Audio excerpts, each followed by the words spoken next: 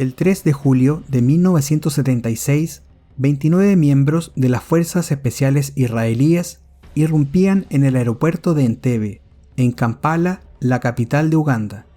Liberaban a los rehenes del vuelo de Air France 139, secuestrados el 27 de junio anterior, mientras cubría el trayecto entre Atenas y París. Fue uno de los más famosos y sonoros casos de secuestros aéreos por lo espectacular de la operación que lo concluyó. En este video conoceremos más detalles de la operación Entebbe, el espectacular rescate de israelíes en Uganda.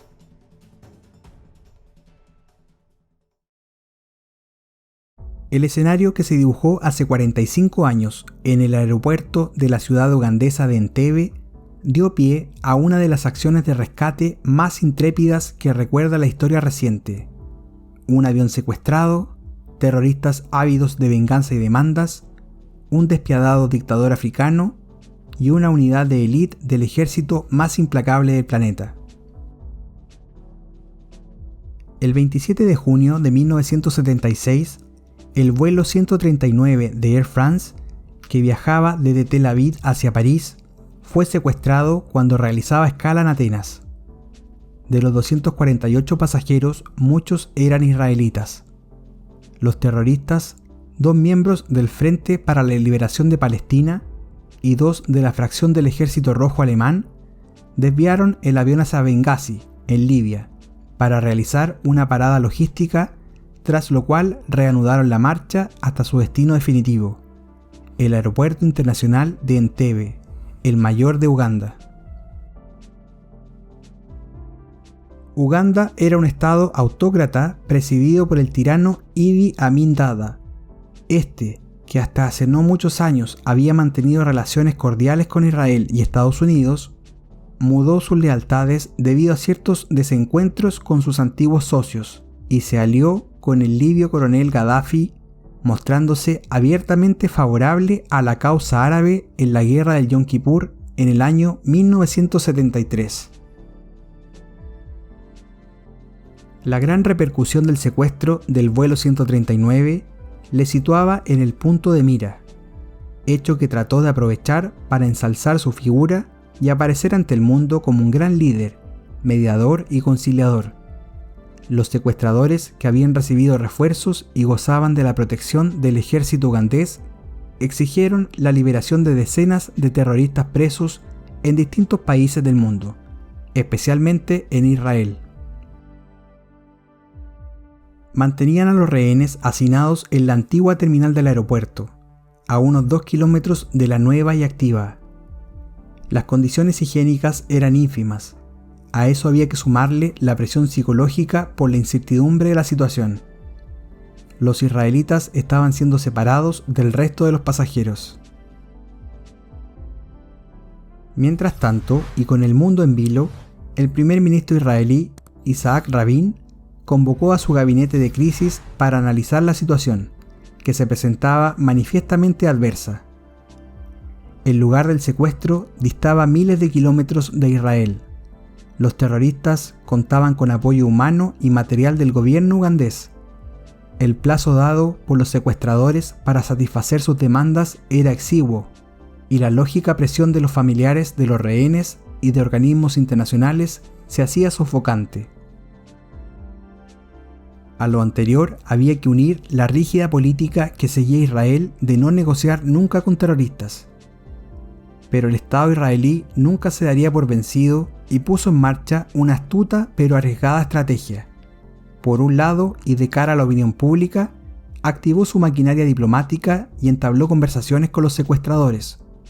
Por otro, y con la máxima discreción, sus asesores militares y comandos antiterroristas comenzaban a trazar, contracorriente, un plan de rescate casi suicida.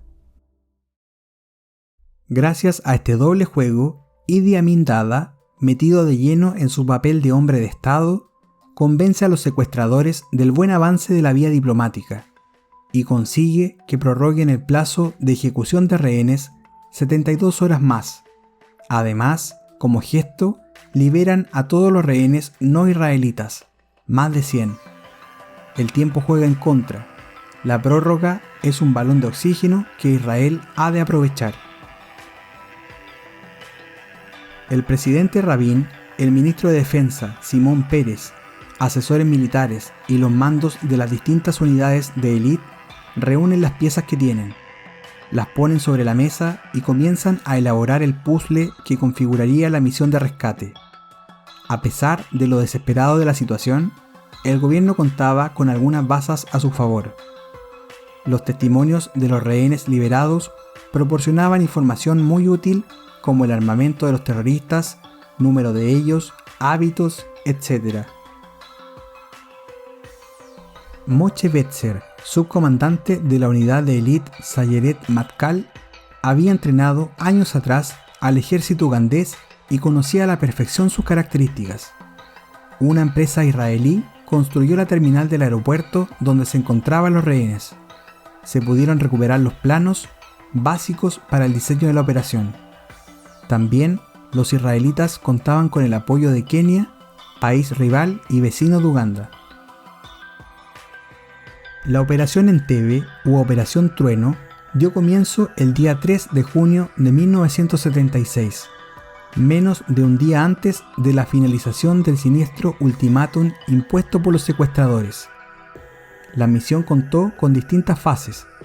El transporte de los comandos y el material corrió a cargo de 4 aviones Hércules C-130.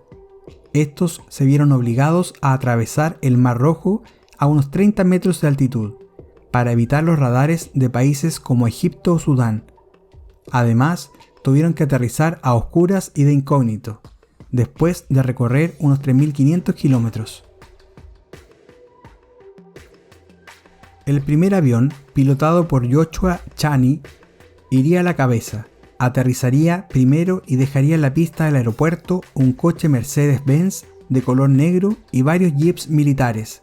La idea era hacer creer a los soldados ugandeses que vigilaban las instalaciones que se trataba de una visita sorpresa de Idi Amin y su escolta.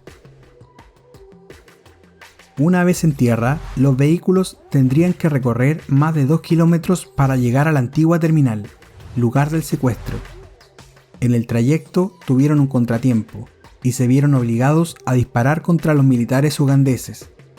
Esto hizo que, debido al estruendo de las detonaciones, se perdiese el importantísimo factor sorpresa. Los comandos se precipitaron hacia la terminal. Hubo un incesante intercambio de disparos entre los rescatistas y los soldados ugandeses apostados en las pistas y en la torre de control. Los sorprendidos terroristas apenas tuvieron tiempo de reaccionar antes de ser abatidos. El jefe de los comandos es alcanzado por disparos de un soldado ugandés. Los rehenes son liberados bajo la lluvia de proyectiles. La situación se torna imposible. Los comandos y los rehenes se encuentran sitiados por los ugandeses. Es en este instante de desesperación cuando aparecen providencialmente los cientos de efectivos de los demás aviones, que habían tomado tierra minutos después del primero. Estos aplastan de forma rotunda a las fuerzas ugandesas y trasladan a los rehenes hacia su salvación. La misión culminó con éxito en menos de una hora. Decenas de soldados ugandeses fallecieron, además de todos los terroristas y 4 rehenes, 3 en el transcurso del asalto y una anciana que estaba hospitalizada, que sería ejecutada por orden directa de Idi Amin como represalia por el rescate.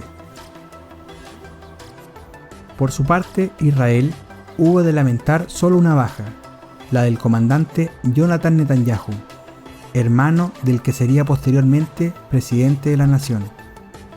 Como víctimas colaterales figurarían cientos de inocentes keniatas residentes en Uganda, asesinados por el sanguinario Idi Amin como venganza.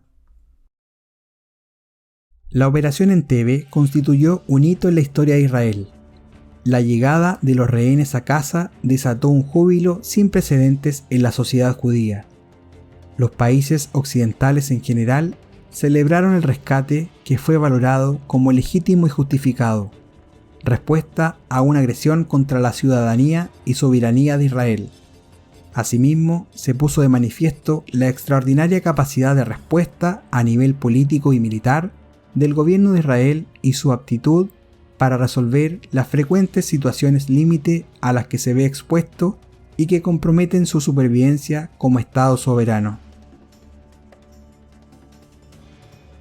Si te gustó el video y quieres profundizar un poco más en la historia real, te recomendamos ver la película inglesa del año 2018 titulada Rescate en Entebbe, protagonizada por Rosamund Pike y Daniel Brühl. Y si ya llegaste hasta aquí, no olvides darle un me gusta al video, dejar tus comentarios más abajo y suscribirte al canal para ayudarnos a seguir contando las historias más curiosas que vale la pena recordar.